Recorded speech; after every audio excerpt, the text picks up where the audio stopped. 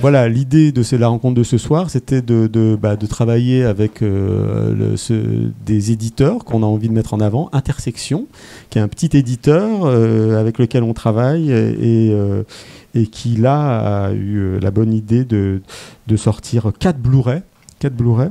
Donc un super travail éditorial. Donc L'Homme de fer d'Andrei Vajda, L'Homme de marbre, et puis ce documentaire Ouvrier 80. Alors au niveau des prononciations, je ne vais pas me lancer et je laisserai les spécialistes s'y coller. Et puis L'Interrogatoire, qui a été une très agréable surprise, un film que agréable et une traversée aussi, parce que c'est vraiment intéressant de cette plongée-là dans une autre époque et dans un cinéma, dans une période de l'histoire, une sorte de bouillon comme ça, historique, qui nous paraît un peu loin, mais moi j'étais peut-être pas contemporain, mais ça faisait partie des livres d'histoire, des choses qu'on étudiait. Et aujourd'hui, on a l'impression que c'est renvoyé très loin dans le siècle précédent, alors qu'à un moment, ça occupait quand même pas toute la place, mais une place très importante, quoi. Donc voilà, pour nous parler de tout ça, donc on a le plaisir de recevoir donc Gwendal Padovan, et je fais dans l'ordre, Joël Chaperon, historien et spécialiste des cinématographies des pays de l'Est. Joël donc est déjà venu à la boutique, merci. Et puis Ania Sepanska, historienne et réalisatrice, parce qu'il y a un de vos films, tes films, je ne sais pas si on se tutoie ou on se vous voit, mais qui figure dans les bonus de l'interrogatoire. Donc film passionnant dont tu vas nous parler. Donc on va faire circuler le micro très simplement. Moi, ce que j'aimerais bien, c'est on s'était dit que, moi j'imagine toujours que dans le public, il y a quelqu'un qui est très peu familier du cinéma polonais et à qui il faudrait faire un petit rappel, de dire qui est Wajda, de quel cinéaste il est, dans quel cinéma il s'inscrit. Voilà. Mais peut-être, Gwendal, je te passe le micro pour que tu puisses nous présenter aussi les deux intervenants, parce que c'est toi aussi qui les a sollicités et qui a souhaité travailler avec eux. Tout à fait. L'origine du projet, c'est que chez Intersection, on veut à chaque fois traiter de cinématographie différente. On a commencé avec de l'australien, ensuite de l'américain. Il y aura d'autres cinématographies, du français, etc. Mais le cinéma polonais, c'est un cinéma absolument passionnant qui est sous-représenté dans l'édition vidéo en France. Clairement. Et entre autres, les deux films de Wajda n'existaient pas en haute définition en France. Et L'Interrogatoire n'a jamais été édité en France depuis sa VHS, qui remonte donc à, si je ne m'abuse, 1991 ou 92. Voilà, quelque chose comme ça. Donc il y a un trou générationnel sur la visibilité de ces éditions-là. Je les ai choisis personnellement. J'ai commencé donc avec les deux Wajda et L'Interrogatoire. Ça a été un travail d'acquisition des droits avec des œuvres que j'estimais suffisamment parlantes et porteuses. Ce sont des films primés qui ont eu prix FIPRECI à Cannes, Palme d'Or, prix d'interprétation féminine à Cannes, etc. Donc ce sont des films dont on a beaucoup parlé à une certaine époque. Et effectivement, donc, il y a eu un gap générationnel qu'on espère commencer à colmater un petit peu avec le travail sur ces éditions. Donc une fois que les titres ont été sélectionnés, il y a eu toute la phase d'amorce de travail éditorial qui commence donc par choisir les collaborateurs. Et donc, je connaissais déjà Joël, parce que Joël m'avait filé un coup de main sur une édition précédente, Maria's Lovers, de Konchalovsky, et pour lequel on avait pu interviewer Michel Simon, grâce à Joël, grâce à son contact, et donc très naturellement, une fois que que le projet a été lancé, je me suis dit, bah voilà, mais Joël qui a collaboré avec Potemkin, voilà, c'était naturel.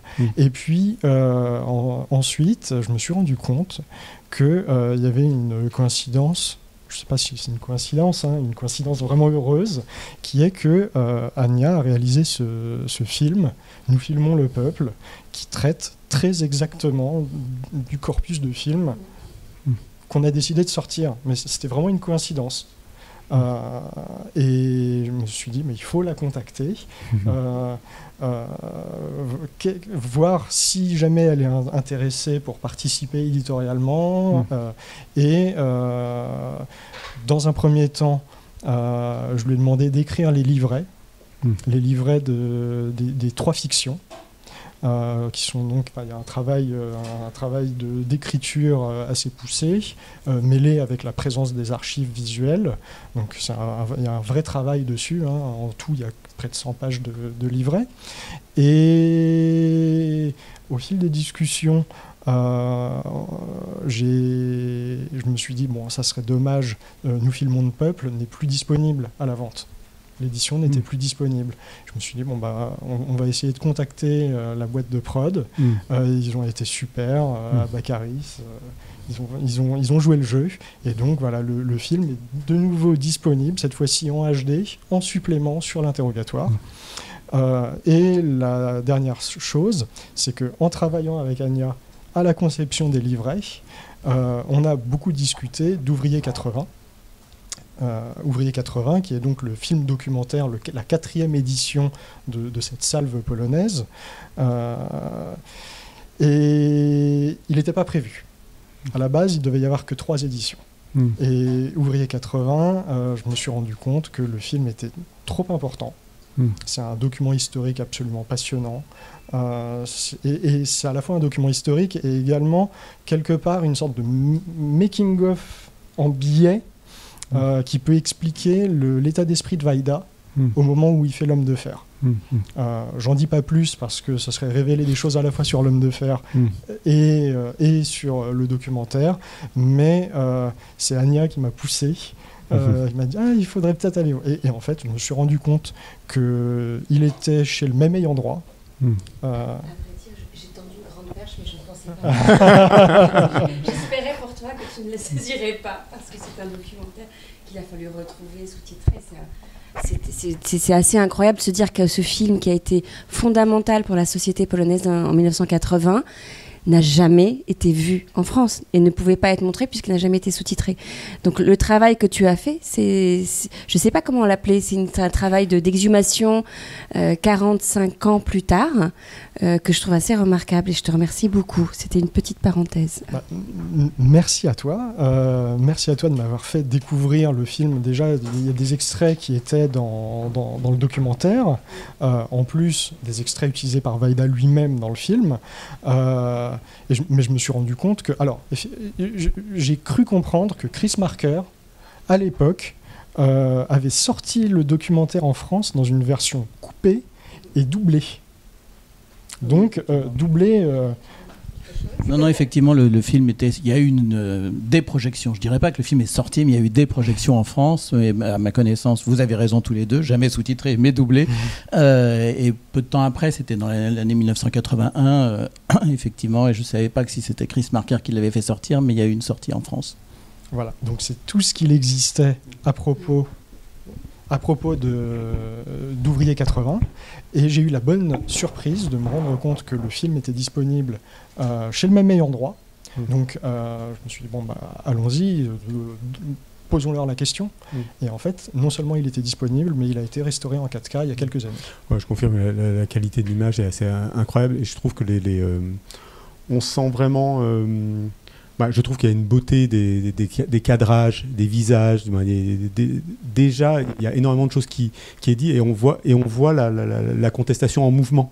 Quelque chose qui se fait au fur et à mesure qu'on découvre ces images. Moi, ça a été un véritable choc et enchantement. Et merci de voilà, la restauration est quand même d'un niveau assez exceptionnel, quoi.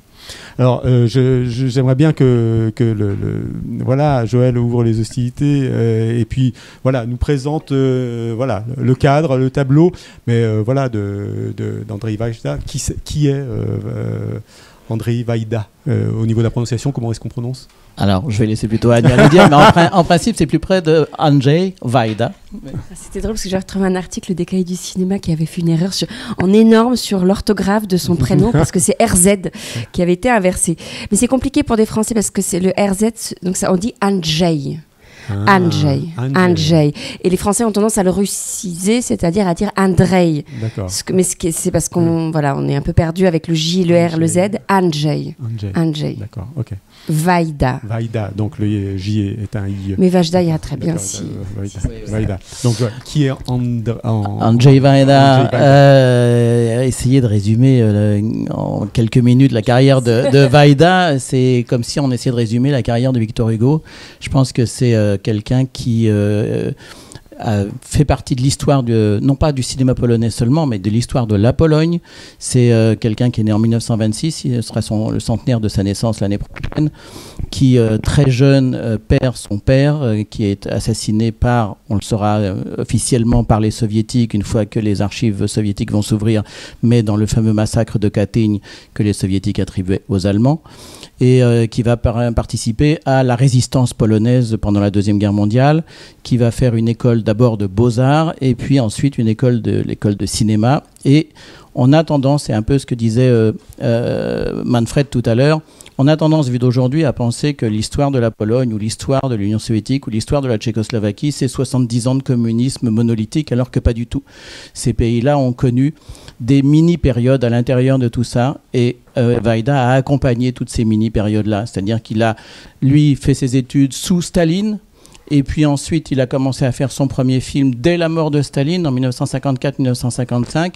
Et à partir de ce moment-là, et à partir notamment de 1956, quand le pays va commencer à s'entrouvrir, que Gomulka arrive au pouvoir en Pologne, lequel Gomulka avait été emprisonné sous Staline, le pays s'entrouvre à ce moment-là, et Wajda va faire partie de la renaissance, si je puis dire, du cinéma polonais de cette deuxième partie des années 50, au même titre que Wojciech Has, par exemple.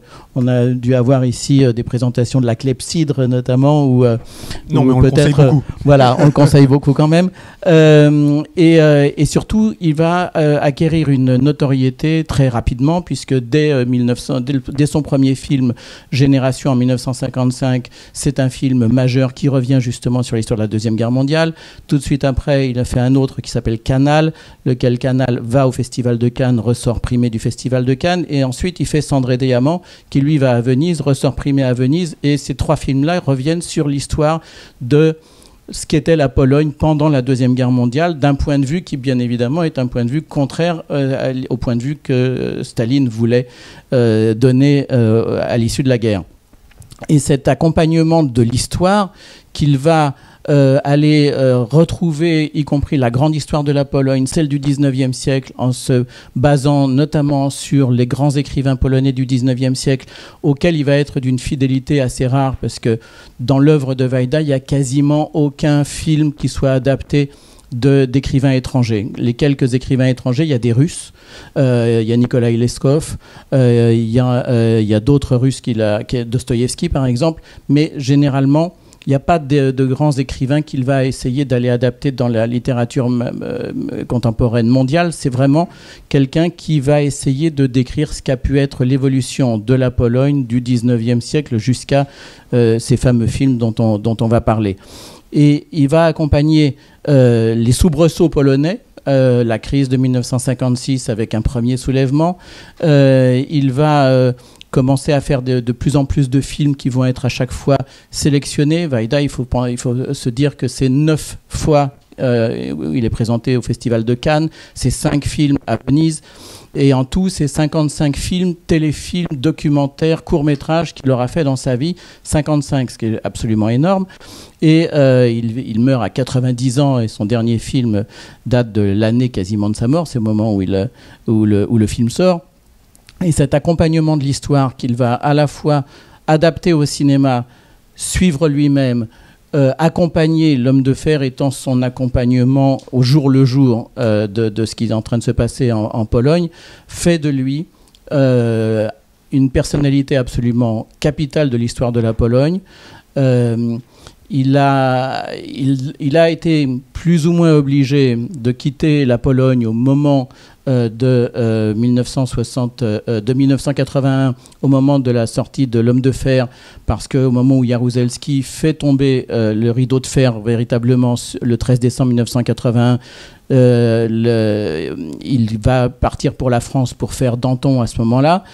Il va revenir en Pologne, bien évidemment, dès que ce sera possible, pour continuer aussi une carrière après avoir fait quelques films à l'étranger, notamment en France et en Allemagne.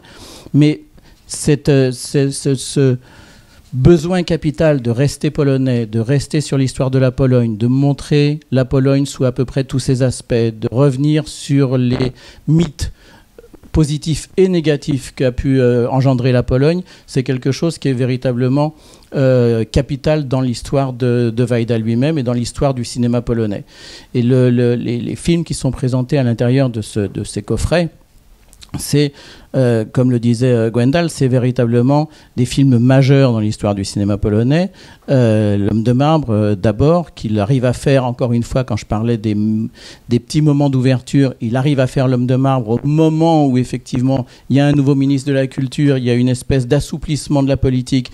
Il s'engouffre à ce moment-là avec la possibilité aussi de faire produire ce film par un studio qu'il dirige depuis 1972.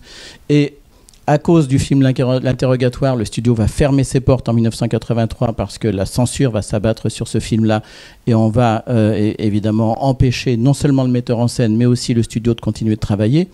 Le metteur en scène de L'Interrogatoire s'appelle Richard Bugajski et il n'aura plus la possibilité de tourner en Pologne avant que le pays s'ouvre, c'est-à-dire 1989-1990. Ces films-là qui ont été faits, c'est un moment qui a sans doute contribué, sans nul doute contribué à l'effondrement du communisme dans toute l'Europe de l'Est. Et s'il n'y avait pas eu solidarité et si les soviétiques s'étaient opposés à Solidarność dès le début de Solidarność, on n'en serait pas dans la même histoire aujourd'hui. C'est les 15 ou 16 mois qu'a duré Solidarność ont permis à tout le bloc de l'Est de finir par s'effondrer quelques années plus tard. Attends, je laisse un peu à Ania quand même. Attends, on va changer de micro. Qu'on aille sur L'Homme de marbre et peut-être aussi, parce que tu as fait donc ce film-là, sur l'utilisation de l'archive, au niveau formel aussi, comment ça peut être très dynamique et intéressant de parler de son travail. Merci beaucoup. Joël a dit beaucoup de choses très bien, donc je vais prolonger, c'est un thème inépuisable, heureusement. D'abord vous dire que je suis très touchée de cette invitation et d'être ici, d'être dans ce lieu de cinéphilie totale, et d'autant plus touchée que ce n'était absolument, je ne me considère pas comme une cinéphile, et ce n'est pas en tant que cinéphile que je suis entrée dans l'œuvre de Wajda. Peut-être que pour moi la cinéphilie ce n'était pas ma perspective. D'ailleurs je ne sais pas si les personnes qui regardent cette vidéo ne le voient pas, je suis la seule femme de ce groupe de gens passionnés et passionnants qui vont parler de cinéma. Ce n'est pas par hasard, je pense que c'était un monde qui pour moi n'était pas le mien. Moi je suis entrée dans Wajda parce qu'il me permettait, par son œuvre totalisante, de faire œuvre d'histoire, de comprendre l'histoire polonaise et d'interroger les rapports entre art, politique et histoire. Et c'est ce que fait brillamment Wajda dans tous ses films. Tu as beaucoup parlé du contexte historique, il est fondamental. Et en même temps, il a accompagné des moments esthétiques différents. Et il a créé un cinéma d'auteur qui a aussi pris en charge ces questions historiques, mais en s'adoptant toujours à un langage cinématographique en évolution. Donc c'est un cinéaste aussi de la modernité en évolution permanente. Et je pense que L'Homme de marbre est aussi un film. Wajda a 50 ans à cette époque-là, lorsqu'il s'attaque à L'Homme de marbre. Et c'est un peu la deuxième grande phase, je dirais, ou deuxième grand moment de sa carrière, un petit peu plus que deux, je dirais. Et il va être nourri par toute une nouvelle génération de cinéastes qui vont commencer, eux, leur carrière dans les années 70. Vous connaissez sans doute Kieślowski, qui est peut-être le plus connu en France. Agnieszka Holland aussi, Krzysztof Zanussi, c'est aussi cette période-là. Donc toute cette nouvelle génération qui va apporter à Wajda un nouveau souffle, de nouvelles sources d'inspiration et des nouveaux acteurs et actrices qui vont lui permettre de se renouveler. C'est ce qui est fascinant chez Wajda, c'est que c'est un cinéaste qui a duré longtemps, comme vous en voyez dans l'histoire du cinéma, et qui en même temps sait se renouveler avec chaque génération. C'est un peu, il s'est puisé en eux ce nouveau souffle, être sensible à ces nouveautés qu'il sait capter et retransmettre dans son cinéma. Sur les archives.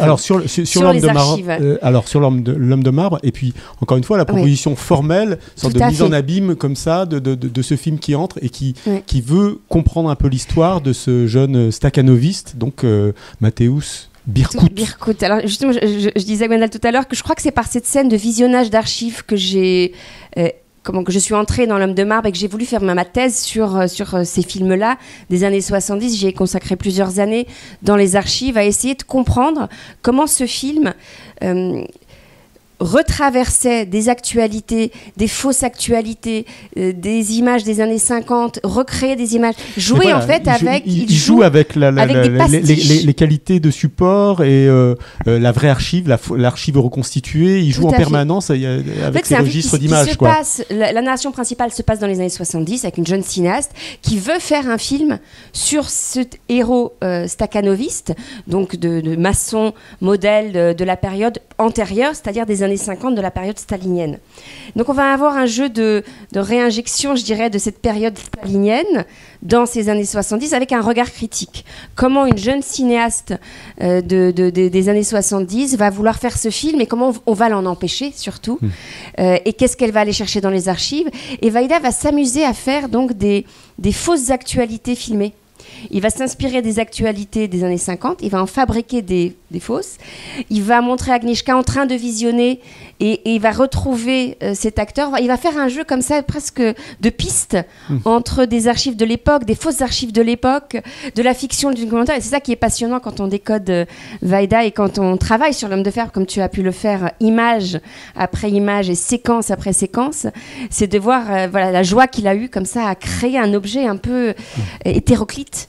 En fait. Hétéroclite, et en même temps j'ai l'impression que c'est un film aussi assez ancré dans son époque. Je pense à la musique, il y a un style comme ça qui nous ramène au début des années 80. Il y a une esthétique comme ça, je sais pas, Joël. C'est une esthétique très nerveuse. Peut-être que tu veux en dire quelque chose. Moderne par son énergie. Oui, moderne par son énergie, absolument, avec une musique que nous, on va trouver datée aujourd'hui. Parce elle va nous ramener à ces fameuses années 70, où là, c'est assez intéressant, parce que pour le coup, Wajda va à la fois montrer les années 50, montrer les années 70, et essayer d'être dans le mood, si je puis dire, de la musique. Il veut être dans le coup, quoi. Il veut être dans le coup. On voit bien à ce moment-là, alors, Christina Yanda, qui interprète le rôle principal féminin, porte des jeans, mais Wajda dit qu'il en portait lui aussi, comme s'il voulait effectivement surtout ne rien laisser passer qui puisse à côté de quoi il pourrait passer. C'est vraiment, il veut être dedans, il veut être à la fois observateur et acteur de ce qui est en train de se passer en Pologne à ce moment-là. Alors, vous voulez montrer une scène? Est-ce que c'est le bon moment ou est-ce que vous voulez plus tard? Non, un peu plus tard. Parce que c'est cette scène où Agnieszka, il l'a choisie aussi parce qu'elle représentait la nouvelle génération. Comme il avait réussi à trouver Cebulski dans Cendre et Diamant, qui représentait un peu la nouvelle jeunesse, Agnieszka représente cette nouvelle femme. Alors peut-être juste dire que ce scénario de l'homme de marbre, il avait été écrit bien avant. Il avait été écrit dès 63, cette idée de revenir. Mais dans les années 60, c'était pas possible de faire un film comme ça. C'est ça aussi qui est intéressant, c'est que Wajda, il essaye des choses. Le contexte ne le lui permet pas. Il a dû attendre donc près de 15 ans pour réaliser ce film. Et au moment où il reprend ce scénario, il se dit « Ah, il faut que je trouve un personnage d'aujourd'hui, pas des années 60. » Et donc, il choisit une jeune cinéaste qui lui est inspirée par une poétesse cinéaste, Agnieszka Osiecka, qui a fait l'école de cinéma de Łódź, qui est une amie aussi de Wajda, et qui l'inspire pour la fabrication de ce personnage extrêmement déterminé à faire ce qu'elle souhaite faire. Alors, je me suis demandé dans le livret si Parce que quand Alman m'a dit crée un livret, je me suis dit bon, on va répéter toujours les choses qu'on a déjà dites. Et puis je me suis dit non, je vais faire l'effort de revoir ça aujourd'hui, en 2024. Qu'est-ce que ça me dit, l'homme de marbre? Quand j'ai travaillé dessus, c'était en 2010. J'ai soutenu ma thèse en 2011. Et évidemment, je ne le voyais pas avec les mêmes yeux. MeToo était passé par là, une autre vague féministe était passée par là. Et je me suis dit pourquoi est-ce que Vaïda, dans les années 70, choisit son héroïne comme ça? Et qu'est-ce que ça veut dire? Est-ce qu'on est dans une déclaration féministe d'un cinéaste polonais? Pas tout à fait, parce qu'il lui demande de jouer, il lui dit « joue comme un homme ». Donc elle est très virile, on dirait, peut-être on utiliserait un autre mot aujourd'hui. Ça résonne assez années 80 quand même. Ça résonne assez 80, oui. Ouais, dans le dynamisme, dans le mouvement. En fait, il y a quelque chose de cet ordre-là, de la vitesse, je trouve. Oui. Moi, qui m'a vraiment rappelé, c'est aussi le féminin, comme on pouvait le voir aussi, une femme avec qui marche comme un homme, mais c'est comme un homme. C'est comparé à un masculin, alors qu'aujourd'hui, je trouve que une femme ne veut pas marcher comme un homme, elle veut marcher comme une femme. Elle est toujours très pressée, mais elle est toujours en avance. Oui. Elle emporte son équipe aussi derrière lui. Derrière elle, voilà. Derrière elle. Voilà. Et notamment, la grosse différence par rapport à l'origine du scénario, c'est que le personnage féminin n'était pas du tout comme ça. Et c'est Vaïda qui, au moment où il va tourner le film, se dit qu'il ne peut plus garder le personnage féminin, qui était un personnage beaucoup plus calme, beaucoup plus renfermé, que 15 ans plus tard, cette femme ne peut plus être comme ça. On va passer l'extrait, et puis Anya, tu me diras stop. C'est l'extrait où justement Agnieszka tente de convaincre le directeur de la télévision du projet de son film.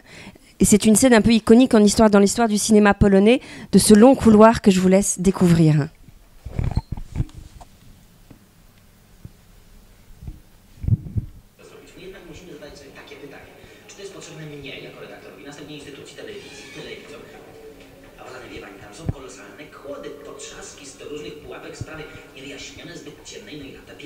Tego jeszcze nie było na ekranie, no nietknięta sama. A dlaczego pan nie ma za taką kretynkę? Przecież to jest właśnie dla mnie zadanie. Nie chcę sobie coś tak nakręcić, bo to dyplom i trzeba szybko zrobić. Ja nie mogę się zabrać do innego filmu. Wyślijcie mnie od razu na Amerykę, ja muszę to... Proszę pani musi to zrobić. Sprawa reżysera to tu jest istotna i to dobrego, ale młoda osoba, taka jak pani. Pani da na jakiś inny Co pan sobie weźmie staruszka, będzie panu reżyserował, bo znał, widział, był, wszystko zna. Przecież to jest mój temat. Poza tym ja już ten film zaczęłam. No wie pani, a ja bym wolał, żeby pani robiła coś innego. Mi o stale chodzi. Pani powinna oświetlić ten temat. To zagadnienie, to nas interesuje. To jest dla nas istotne. Poza tym wie pani, nic fałszu. Sama prawda. Ale to jest młodość mojego ojca. Ja na ten temat wiem wszystko.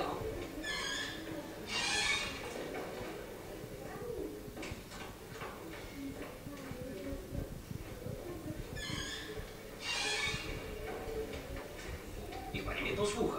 Przecież to nie o to chodzi. Proszę pana, ja mam w tej chwili takie kontakty, takie materiały. Przeprowadziłam kilka rozmów. Przecież to jest taki materiał, który może dać niespodziewane efekty. Rozumie pan? Ja uważam, że jest to temat, na który może nas interesować młodzież, pana. Pani Agnieszko, pani lekceważy fakty. Dla mnie faktem jest jedna huta, druga huta, ludzie w tej hucie, cyfry, 6,5 miliona na sali. A dlaczego pan nie tych materiałów, o które pana proszę nie zorganizował? A nie moja kochana, bo pani się niepotrzebnie plącze w aferę, z której pani potem nie wyjdzie. To pogrzebie. Panią, mnie, film, wylejemy dziecko z kąpielą. To są zastrzeżone materiały, nie poszli, dziś nie pójdą, nigdy nie pójdą. Ich nikt nie puści. Niech pani nie lekceważy tego istotnego momentu. Niech pani to zrozumie po prostu. Ile pan ma lat? 28.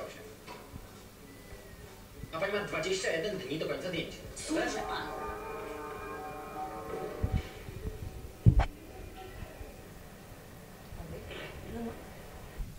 Juste 30 secondes de plus. Ah, pardon. Voilà. Allez voir. Allez voir.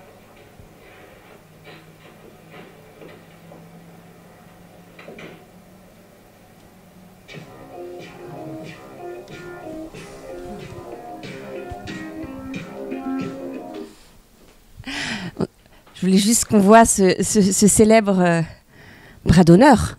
Dans toute l'histoire des bras d'honneur polonais, celui-ci, je crois, est l'un des plus beaux. Non,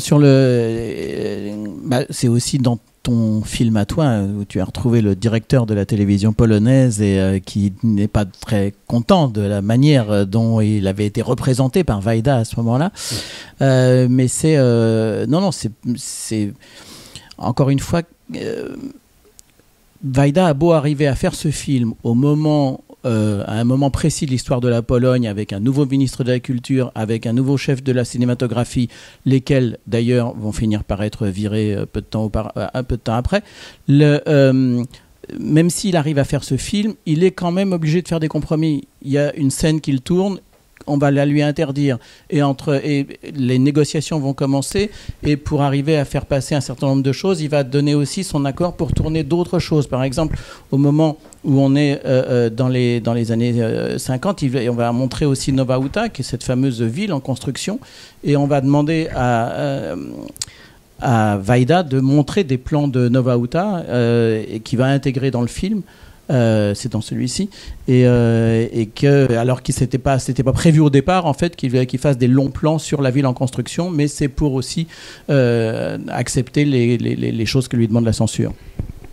Juste pour repréciser ce que tu as très bien dit, c'est on est dans une tension entre les années 70, leur présent, c'est le présent de la modernité. La Pologne a pris énormément de crédit. Gierek, le nouveau premier secrétaire, veut montrer que la Pologne est un pays moderne. Donc on s'ouvre à l'ouest, on construit des autoroutes, l'acier. Et on veut montrer qu'on est un pays moderne. Et le représentant de la télévision, c'est son job que de produire des films qui montrent ce présent. On pourrait très bien reprendre ça à différentes périodes jusqu'à aujourd'hui. Une télévision qui s'intéresse au présent. Donc il va demander à cette femme de faire un film sur le présent et pas sur le passé, sur les années 50 dont personne ne veut entendre parler, et encore moins si elle exhume des archives qu'elle n'est pas censée montrer. Donc ce regard critique sur le passé, c'est cette cinéaste qui veut le faire, et ça ne correspond pas à ce qu'on appelle à l'époque la propagande du succès. C'est cette ligne éditoriale de la télévision qui vise justement à montrer la formidable construction d'un pays moderne. Et Agnieszka va être un peu le grain de sable qui, elle, va aller chercher dans les musées, comme tu le disais tout à l'heure, les statues oubliées, pas seulement pour aller exhumer des choses, des vieilleries, mais pour réinterroger la mémoire de la génération d'avant, des pères, qui n'a pas réglé ses comptes, en fait, avec le stalinisme. Ouais, non, tout à fait. Moi, c'est dans le côté un peu grandeur et décadence, comme ça, d'un personnage un peu mythologique de cette période un peu stalinienne, je trouve vraiment passionnant, comment dire, de le voir à partir du présent, quoi. Comment le présent veut s'emparer du passé parce qu'il a quelque chose à nous dire, mais quelque chose de nouveau. Il y a quelque chose comme ça. C'est comme si, ce qui n'a jamais été dit, c'est comme si le présent réclamait comme ça. Et je trouve que ça nous dit quelque chose du rapport qu'on a avec notre histoire, mais permanent, encore aujourd'hui. Et c'est pour ça que le fait de me replonger dans cette période-là, aujourd'hui, je trouve ça très intéressant parce qu'il y a des signes comme ça qui montent une sorte de glorification de la force ou de ces choses-là, mais où on se dit, mais est-ce qu'on est à ce point sans mémoire, quoi. Et cette période-là, elle est intéressante parce qu'elle a déconstruit vraiment au forceps, quoi, toute une période. Et je trouve que c'est intéressant de se recoller à cette période-là de l'histoire charnière où on essayait d'interroger. Et aujourd'hui, on est dans une période où on affirme sans mémoire tous les dirigeants qu'on a, mais je trouve ça ahurissant, alors qu'on vient de cette période-là. Et c'est un film qui interroge surtout le mensonge politique. Oui, c'est ça qu'est-ce qu'ils vont chercher dans le passé, c'est pas seulement de dire que le stalinisme c'était mal, mais que le stalinisme a été fondé sur la fabrication d'images qui mentaient. Oui, tout à fait. Et c'est pour ça que c'est un film, et c'est pour ça que c'est un film très actuel finalement pour ceux qui s'intéressent à la question de la propagande, de la fabrique du mensonge, des fake news, de comment par les images on crée un rapport faux au réel, et c'est ce que fait Agnieszka, elle veut dénoncer ça. Mais c'est pour ça que j'ai été, ça m'a beaucoup intéressé et j'ai été très touché, encore une fois, j'y reviens par Ouvrier 80, parce qu'il montre de la confrontation et de la délibération filmée. Et comment dire, les opposants se répondent, affirment par la discussion, par la confrontation. Et c'est ce qu'on n'a plus aujourd'hui. Je ne sais pas si... Alors, je voulais revenir juste avant de parler d'Ouvrier 80, revenir aussi sur une grosse différence, encore une fois, parce que je connais bien quand même tous les pays de l'Est. Toute cette période est fondamentalement différente d'un pays à l'autre. C'est-à-dire que ce qui se passe en Pologne en 1976 ne se passe pas en Union soviétique en 1976, ne se passe pas en Tchécoslovaquie en 1976. Il y a encore une fois des ouvertures qui se sont faites dans quasiment tous ces pays-là, sauf globalement en Union soviétique, mais dans à peu près tous les autres pays, mais jamais au même moment. Et le fait qu'il s'interroge, Vaida, dans les années 76, 75, 76, ou au moment où il crée vous l'avez vu d'ailleurs à l'écran, le X c'est le nom de son studio, c'est pour tout le monde s'interroge sur ce qui s'était passé avant, d'où viennent les Polonais, c'est quoi leur histoire, et c'est une histoire sur laquelle Vaida particulièrement, plus encore que Kieślowski ou Agnieszka Holland, va vouloir revenir. Ce moment-là est un moment que les soviétiques ne vont pas connaître, par exemple. Arriver à faire un film comme L'Homme de marbre, qui n'est jamais sorti en Union soviétique à l'époque, hein, bien évidemment, c'est quelque chose d'assez unique à ce moment-là dans les pays de l'Est. Aucun autre pays à ce moment-là n'est capable de faire ce que Vaida fait, quelles que soient les mini-concessions qu'il ait faites, quels que soient les problèmes qu'il ait pu avoir avec certaines scènes. Aucun autre pays, à ce moment-là, ne peut faire ce film-là. Et peut-être, c'est très important de le rappeler. C'est très important de le rappeler parce que Vaida, il le fait aussi. Pourquoi il a le droit de le faire? Pourquoi est-ce que cette spécificité polonaise? Parce qu'il y a une nouvelle équipe dirigeante au sein du parti ouvrier unifié polonais. Et c'est vrai que quand j'ai fait Nous filmons le peuple, il y a maintenant 15 ans, ces hommes-là étaient encore vivants. Et j'ai voulu les confronter et leur donner un peu aussi la parole, le ministre de la Culture, le chef de la cinématographie. Ils étaient aussi des impulsions pour que Vaida revienne sur ce passé de manière critique. C'est-à-dire, sans leur accord, Vaida n'aurait pas pu faire. La preuve, il avait essayé en 63, ça n'avait pas marché. Donc c'est un film aussi qui naît d'une sorte de synchronie entre un désir d'un homme, d'un cinéaste qui a déjà une carrière bien assurée, et en même temps des dirigeants qui veulent montrer que le parti peut évoluer de l'intérieur.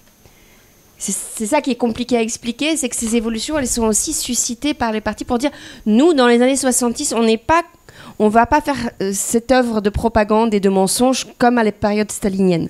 On va se distinguer, donc on va autoriser ce rapport critique au passé.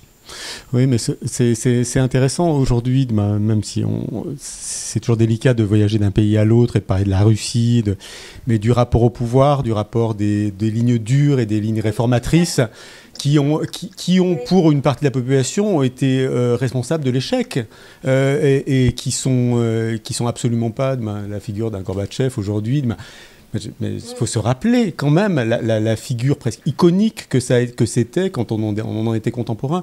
Et aujourd'hui, c'est presque une figure oubliée et méprisée, quoi. Et ce qui se passe en Russie aujourd'hui, c'est quand même intéressant. Je ne veux pas aller vite en besogne en allant de la Pologne à la Russie, mais je trouve que ça parle de mécanismes de pouvoir, comment le mouvement réformateur permet des ouvertures, comment les artistes qui sont aussi dans le système, qui ont besoin du système pour produire leurs films, arrivent à faire des œuvres singulières et qui sont aussi des leviers. Je trouve ça très intéressant. Mais comment l'histoire se répète, mais quand même très rapidement. Je veux dire, il y a quelque chose, il y a une boucle historique quand même qu'on vit. Il y a des cycles qui sont. Joël, peut-être là-dessus. Non, mais c'est vrai que tous ces pays-là, en plus, ont des cinématographies qui sont financées uniquement par l'État. Plus ou moins directement par des fondations, mais en tout cas c'est de l'argent de l'État, c'est pas de l'argent privé. Et à chaque fois, ces cinématographies, que ce soit la Tchécoslovaquie, l'Union soviétique, la Pologne ou la Hongrie, dans des moments de mini-assouplissement, ont la possibilité de faire un certain nombre de films. Pas aussi violents, si je puis dire, que L'Homme de marbre par rapport à l'histoire relativement récente. Hein. Il parle de quelque chose qui s'est passé à 20-22 ans plus tôt. Et c'est financé par l'État. C'est le même État qui finançait ce qui s'était passé 22 ans plus tôt et qui vient financer quelque chose qui vient critiquer justement cette période-là. On a eu ça en Union soviétique au moment du 20e congrès du Parti communiste de l'URSS en 1956 avec Nikita Khrouchtchev, une espèce de première libéralisation avec Kalatozov qui va faire Quand passent les cigognes en 1958, première et unique palme d'or russe, soviétique en l'occurrence, et qui, lui, va montrer quelque chose qui était également interdit 5 ans plus tôt. Il va montrer des scènes pendant la Deuxième Guerre mondiale, notamment au moment où le pays est libéré, avec des trains qui arrivent à la gare, et les scènes sont par définition fausses et Kalatozov les voulait fausses, il n'y a aucun portrait de Staline, ce qui n'existait pas dans la réalité.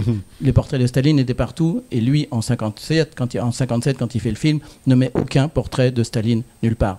Donc on voit ces cinéastes qui reviennent sur leur passé, chacun à sa mesure. Kalatozov ne met pas de portrait de Staline, Vaïda va carrément beaucoup plus loin, mais en Union soviétique, quand on allait plus loin, on allait aussi plus loin à l'Est.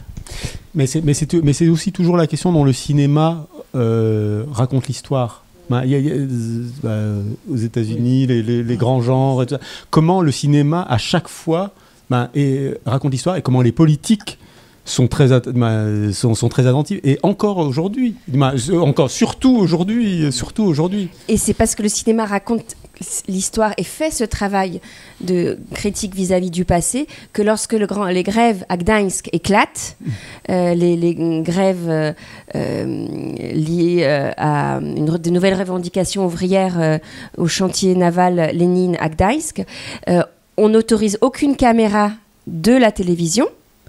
Pourquoi ? Parce que le slogan qui sont affichés sur les murs dit que la télévision ment. En revanche, on accepte des opérateurs de cinéma et des documentaristes. Et c'est pour ça qu'Ouvrier 80 a pu être réalisé. Ils ont accepté. Pourquoi ? Parce que vous allez dire la vérité. Intéressant. Et c'est pour ça que, comme tu le dis, c'est assez rare. C'est un film pour celles et ceux d'entre vous qui vous intéressez au moment important de contestation politique, notamment au XXe siècle. C'est une union entre la caméra et le mouvement ouvrier qui est fondamental. Ces cinéastes qui vont aller là-bas, qui vont être acceptés par le comité de grève, vont proposer une sorte d'épopée révolutionnaire qui est dans la lignée vraiment du comité de grève et de ce qu'il revendique et de la grandeur de la cause, en quelque sorte. Il y a des questions déjà n'hésitez pas à lever le bras s'il y a des... C'est une période de l'histoire qui est souvent oubliée. Moi, quand je demande à mes étudiants s'ils connaissent Vaïda, c'est vrai qu'il y a eu, comme tu disais, un trou dans la transmission qui est dû aussi, c'est pour ça que ce travail-là d'édition est fondamental, parce qu'il y a eu quelque chose comme une rupture, je dirais, de ces années 80 aussi. Mais la génération d'aujourd'hui s'intéresse à ces années 80, parce que c'est la génération, c'est l'époque des parents. Et c'est vrai que ces grandes grèves et Solidarność et tout le mouvement, ça a eu une telle place dans l'histoire française aussi que Ouvrier 80 s'inscrit aussi dans cette passion française pour la Pologne à cette époque-là. Oui, on n'a pas préparé d'extrait, mais j'aimerais tellement vous montrer des images, parce que les images sont sublimes et les grands mouvements de foule et tout ça, ce sont des grands moments de cinéma. Il y a quelque chose, c'est pas seulement des grands sociaux, c'est au niveau de l'image, ce qui se passe, c'est assez, je trouve ça assez dingue. Et de regroupement aussi, du commun, du collectif, complètement. Qu'on voit beaucoup à l'écran. Ouais. Pourquoi ? Parce qu'en plus on décide d'organiser des messes pour que les gens se regroupent à l'intérieur de l'usine, ce qui n'était jamais fait. Donc c'est des moments aussi de oui, il y a des moments de communion. De communion au sens politique, religieux. Et au-delà, je pense. Il y a quelque chose de communion nationale, en fait, qui se passe. Pologne, pays catholique. Je reprécise. C'est vrai que le rôle de la messe est différent. Ce n'est pas seulement une messe, en fait. C'est le moment de regrouper tous celles et ceux qui luttent pour la même cause. Toi, tu connaissais ce document ? Oui, évidemment. Ouvrier 80, moi, je le connaissais de nom. Mais je l'avais jamais vu. Ah, d'accord. Non, parce qu'en fait, effectivement, alors, je l'ai pas vu quand il y a eu des projections il y a 40 ans, mais c'était impossible de le voir, donc je l'ai vu là maintenant. Et effectivement, c'est vraiment c'est un document. C'est un document, c'est plus qu'un documentaire, c'est un document historique. Et ça peut nous amener d'ailleurs à l'homme de fer. On parle beaucoup de l'homme de marbre, mais ça peut nous amener à l'homme de fer, justement, parce que c'est sur une transition, c'est parfait. Ils sont les cinéastes qui font Ouvrier 80 sont donc au chantier naval de Gdańsk, où Vaïda peut avoir accès pendant cette période de Solidarność. Puisque les familles n'ont pas accès au chantier naval, les ouvriers se sont enfermés dans les chantiers navals, sauf que Vaïda est déjà très connu, il a donc fait l'homme de marbre, et quand il arrive, on lui donne un laissez-passer, il vient, et là il se dit que lui aussi il doit faire quelque chose. C'est pas juste un documentaire, on va aussi poussé par des ouvriers, il y a une suite logique à faire à l'homme de marbre, c'est l'homme de fer. Et sauf que les événements ont déjà commencé, et Vaïda va rattraper les événements passés auxquels il n'a pas assisté en les reconstruisant à partir de ce qu'on lui raconte, à partir d'images d'archives, à partir des images d'ouvriers 80, il va reconstruire un certain nombre de choses, et notamment la signature des accords de Gdansk, qu'on voit à l'écran dans L'Homme de Fer, et qui est une scène reconstruite de A à Z avec les participants, évidemment ceux qui ont signé les accords, mais surtout avec aussi tous les gens qui étaient dans cette salle-là au moment de la vraie signature des accords, auxquels Vaida a demandé à ce qu'ils reviennent habillés comme le jour où ils ont signé les accords. Donc il y a aussi on parlait tout à l'heure des allers-retours de Vaida entre l'histoire, les années 50, les années 70 et ce va-et-vient. Là, c'est un va-et-vient qui va du documentaire au film de fiction, et la fiction vient compenser quelque chose que le document, pour le coup, parce que ça lui permet de faire des champs contre champs, ça lui permet de faire des gros plans. Il y a un certain nombre de gros plans dans Ouvrier 80, mais il y en a beaucoup moins que chez Vaida, bien évidemment. La fiction vous permet de vous arrêter sur un certain nombre de détails, alors que le documentaire, si vous n'y avez pas pensé auparavant, c'est plus possible après. Sur L'Homme de Fer, Ania. Alors sur L'Homme de Fer, peut-être pour continuer sur cette idée, d'abord ces accords, qu'est-ce que c'est ? C'est des accords historiques. Après 17 jours de grève, les ouvriers obtiennent le droit de fonder un syndicat libre et autonome du parti. Ça ne s'est jamais fait dans le bloc de l'Est. On ne pensait pas ça possible. Donc de nouvelles libertés d'expression. C'est une sorte de nouvelle ère qui est tout à coup officialisée par des accords. Donc c'est quelque chose d'assez révolutionnaire. Et Vaida, pour raconter ça, comme tu le dis très bien, c'est une commande presque des ouvriers. Ça, c'est un peu le mythe mais qui est vrai. Vaida vient et on lui dit maintenant, faites L'Homme de Fer après avoir fait L'Homme de Marbre.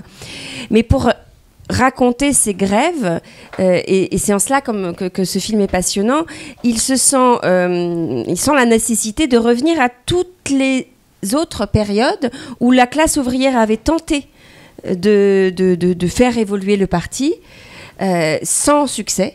Ce que les historiens appellent les rendez-vous manqués entre la classe ouvrière et le parti, 56, 68, 70, 76, tout ça c'était des moments de l'histoire où il y avait eu des grèves, des soulèvements, même des répressions très, très graves qui ont donné lieu à des victimes, à des morts, et notamment décembre 70. Tout ça, ce sont des événements de l'histoire polonaise où la classe ouvrière a tenté, mais n'a pas réussi. Et donc, pour arriver à l'achèvement qui est la victoire révolutionnaire, il va remonter en arrière et là encore brasser. On va retrouver Agnieszka de L'Homme de Marbre. Alors cette fois-ci, elle n'a plus la même fonction. Elle est l'épouse de l'ouvrier qui est gréviste. Elle a perdu, je dirais, de sa passion révolutionnaire parce qu'elle est devenue mère et que du coup, son rôle est de rester dans le foyer et de s'occuper de ses enfants.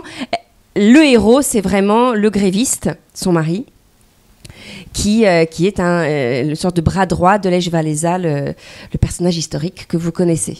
Donc, on est en une sorte de retraversée de ces tentatives, je dirais, de la classe ouvrière.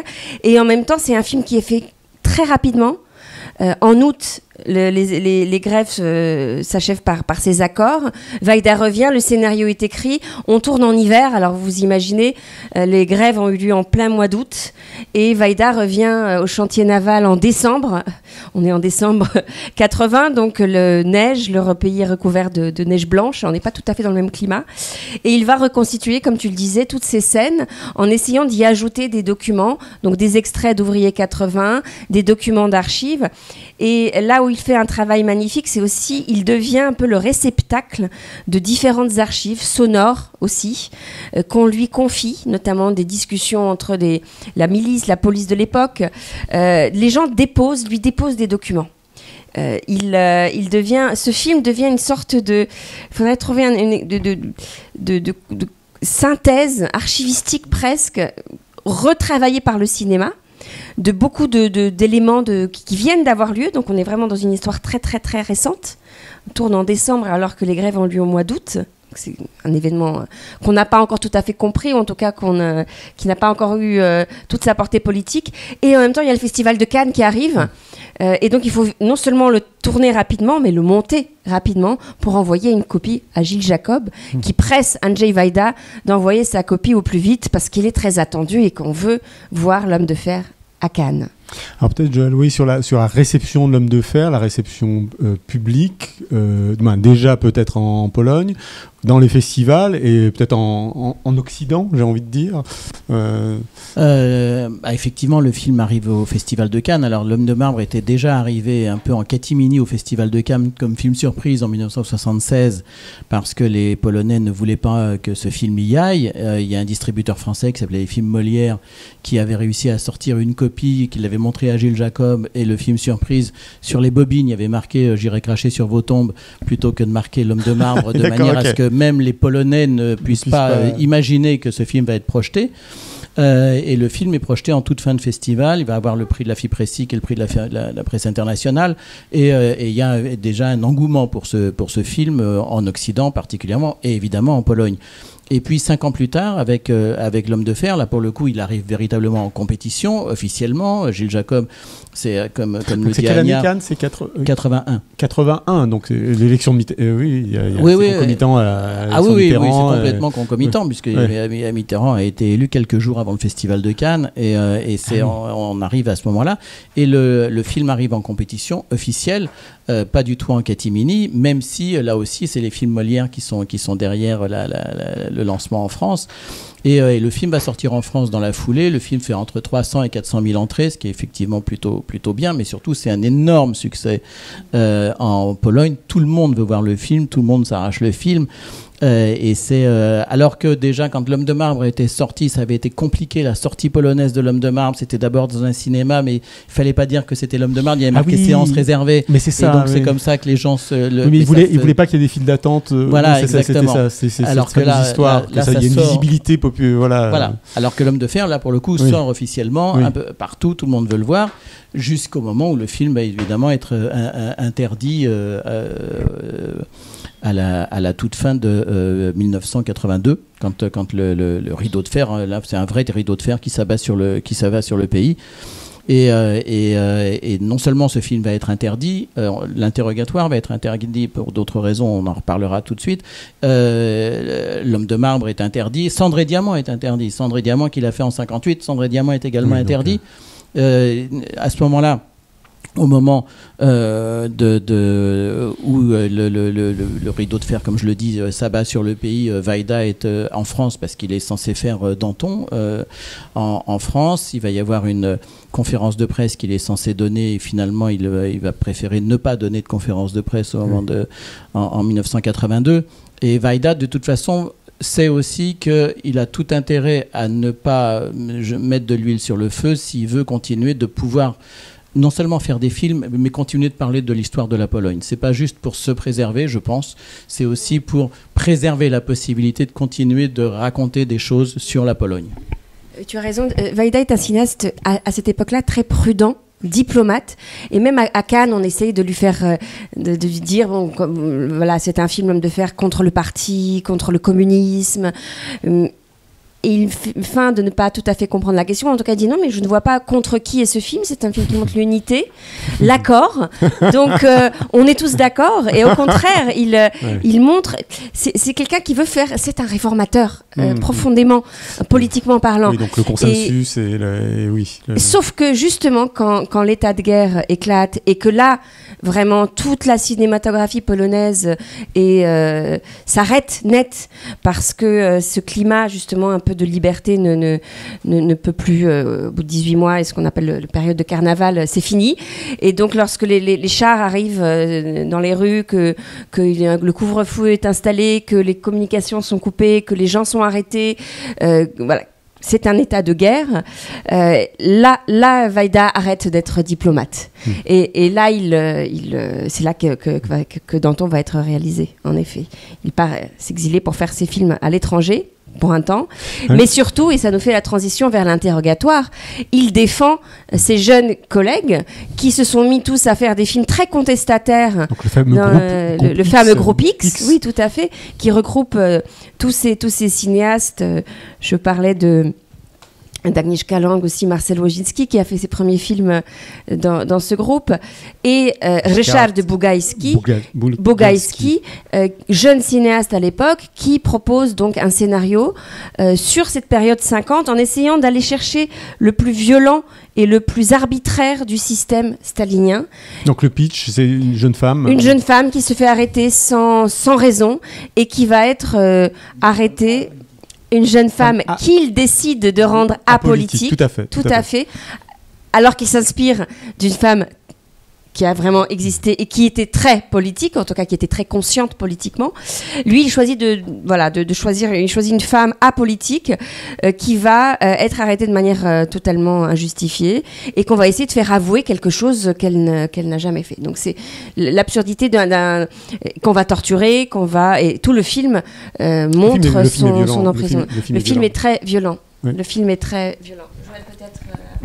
Et puis surtout, il prend comme actrice principale Christina Yanda, donc qui a fait L'Homme de marbre, qui a fait L'Homme de fer. C'est elle aussi l'actrice principale. Il y a une question au casting, je crois. Est-ce que c'était son premier choix? Non, c'était pas son premier choix, effectivement. Et notamment, l'actrice à laquelle il s'est d'abord adressé trouve qu'il y a des scènes beaucoup trop dures à jouer et qu'elle refuse de faire le film, nues aussi, effectivement.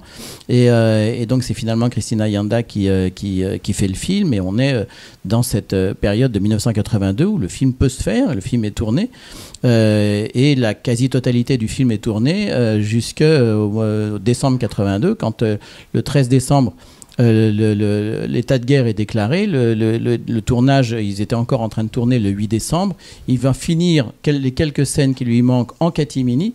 Et il va monter son film absolument là aussi en catimini, en cachette, parce qu'il a bien compris que son film ne pourrait de toute façon pas sortir, ce qui est le cas.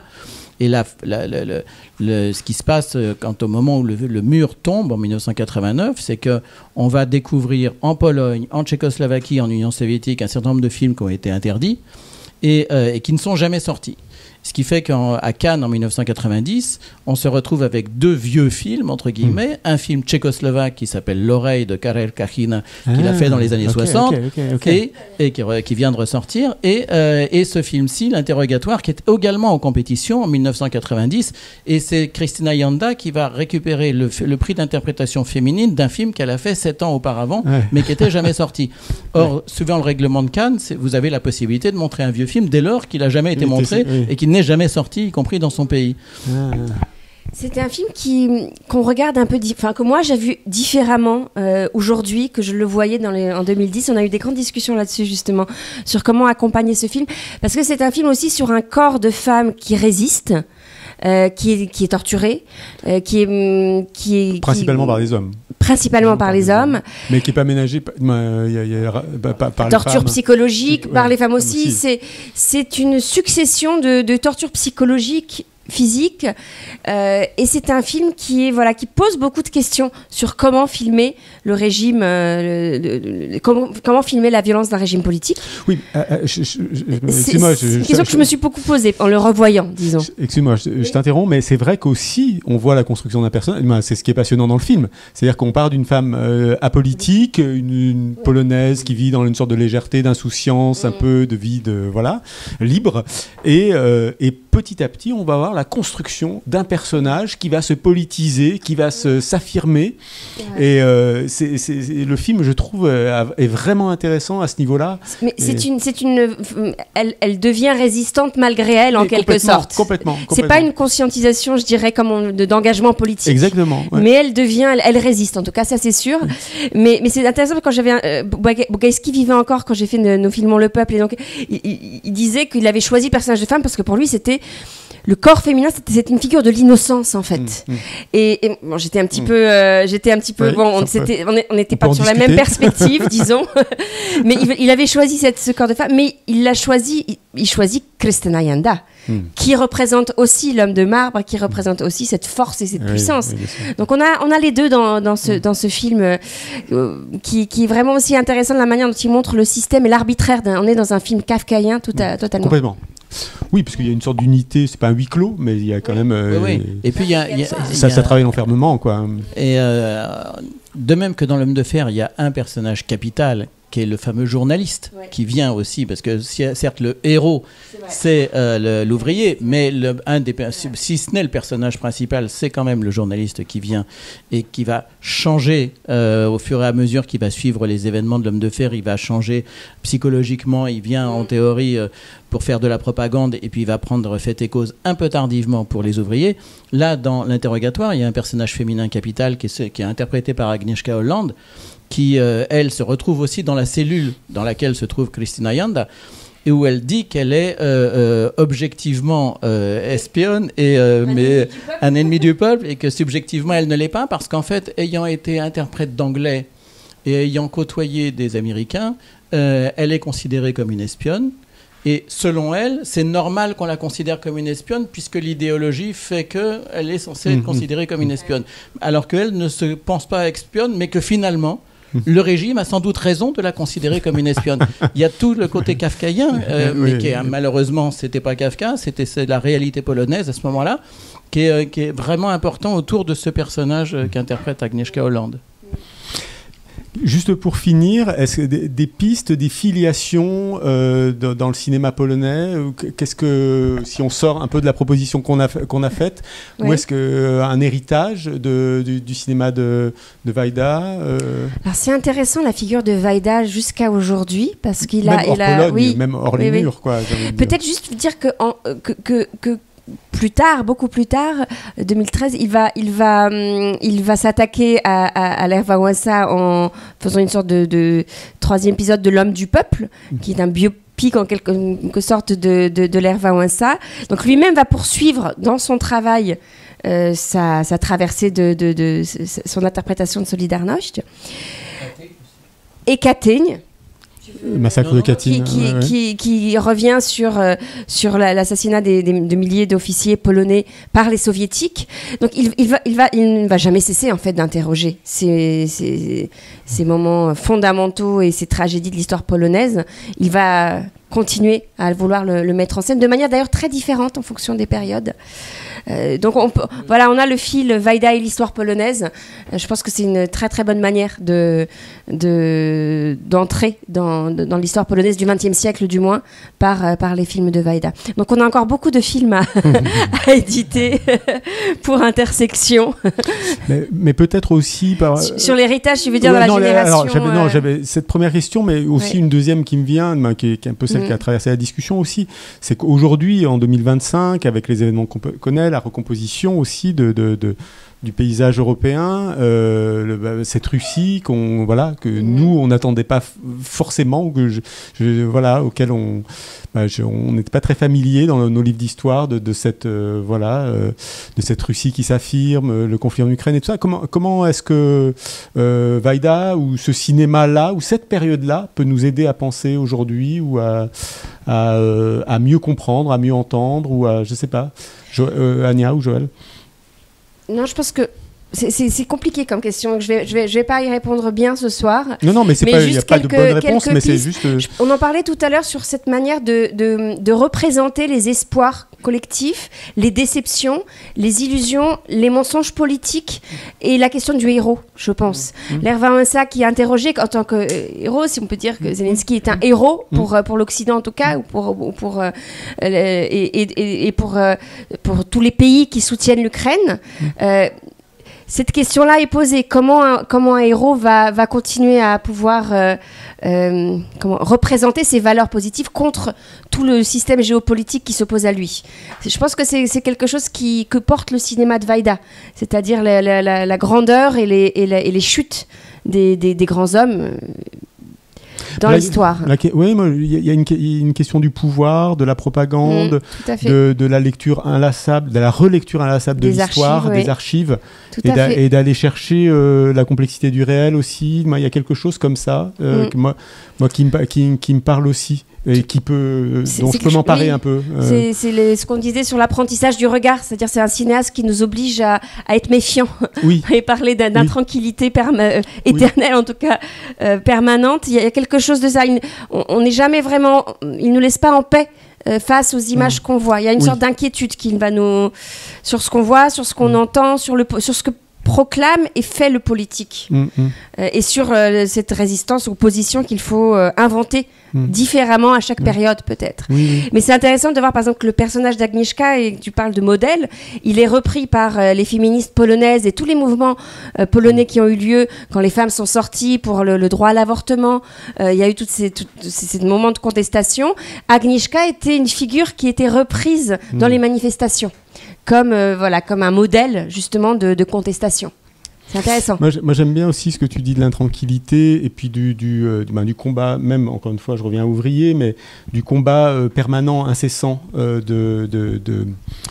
de solidarité, de contestation par rapport au pouvoir, ce que dit l'interrogatoire aussi. C'est-à-dire qu'il y a quelque chose de l'opposition au pouvoir, à un pouvoir constitué, et qu'on peut extrapoler à, je sais pas, on peut aller sur tous les continents du monde. C'est une très belle leçon politique d'organisation. Solidarność en tant que mouvement, qu'on peut voir dans Ouvrier 80 de manière magistrale et dans L'Homme de Fer, c'est une leçon politique de l'organisation d'une contestation politique commune qui est incroyable.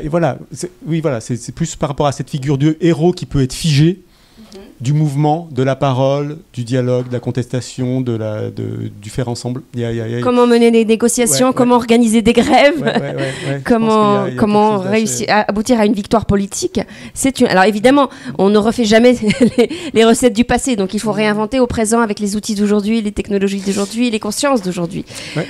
Mais c'était drôle parce que j'avais reçu un moment Jean-Gabriel Perru qui avait fait un documentaire passionnant qui s'appelait Nos défaites et qui parlait donc de ce trou dont tu parlais, de la transmission de l'idéologie de gauche, c'est-à-dire qu'il interrogeait des jeunes de lycée et il leur lançait des mots comme ça, piquet de grève, marxisme-léninisme, de toute l'idéologie de gauche, de la culture de gauche.